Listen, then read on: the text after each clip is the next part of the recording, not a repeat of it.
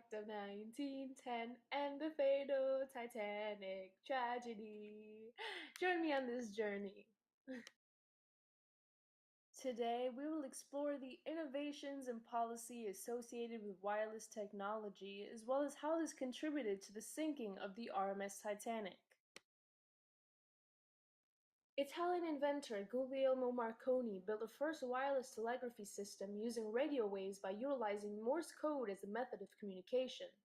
After this invention, Marconi sent wireless telegraphic signals across the Atlantic Ocean in 1901, and his system began being used for regular ship communication. The RMS Republic was a steam-powered ocean liner built in 1903. The Marconi device is attributed with having saved many lives when it collided with the SS Floridian. The first ship to issue a CQD distress signal, the Marconi device played an instrumental role in initiating recovery of the passengers. So what was the Wireless Ship Act of 1910? Prior to 1910, there was already much discussion circulating throughout Congress in regards to boundaries on radio operators in addition to whether or not the government should own the radio waves. After seeing the effectiveness of the Marconi device on the Republic, Congress came up with the Wireless Ship Act of 1910.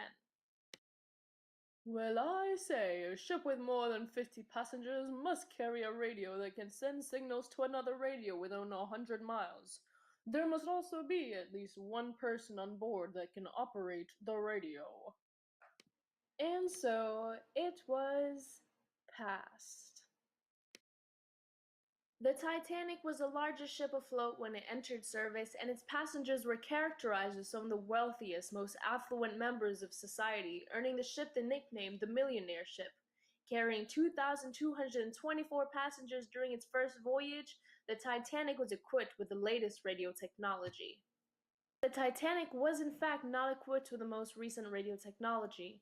There were advancements from individuals such as Reginald Aubrey Fessenden, who achieved the first radio-audio transmission and transatlantic radio transmission. Marconi used his patents, monopoly power, and research to hold back competition from other systems, which he confessed was wrong to do. In April of 1912, the Titanic was on its first voyage from Britain to the United States. Everyone was excited to be boarding the unsinkable ship. April 14th, the sole operator on the Titanic receives multiple messages from other ships close by that they stopped due to being surrounded by ice. The Titanic operator, however, so occupied with transcribing the passengers' messages and getting stock reports, does not relay the information to the captain, who subsequently does not slow their speed. Later that night, an iceberg is spotted in the path of the Titanic. They finally slow their speed and try to go around it, but ended up scraping the side of the ship, which ruptured 5 watertight compartments below the waterline. Desperately, the Titanic sends out SOS signals. These signals are picked up by multiple ships, but none of which could reach the Titanic in time. The SS Californian, less than 9 miles away and with enough space to save the majority of the people, did not receive the signal as their wireless operator had gone to sleep for the night. As a last resort, the Titanic fires their flares, which the SS Californian sees but assumes is the Titanic simply alerting them of their location so they do not collide.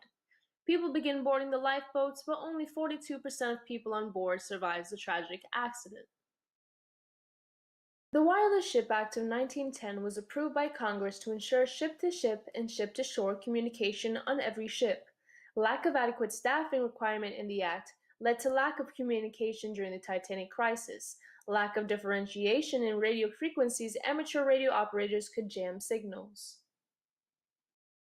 The Radio Act of 1912 fixed the problems within the Wireless Act of 1910, a couple of which was employing 2 radio operators on each vessel so radio operations occur 24/7, in addition to giving amateur radio operators lower wavelength frequencies so the signals wouldn't get jammed. The Wireless Ship Act of 1910 and the fatal Titanic tragedy. Woo! That's all, folks. Created using Powtoon.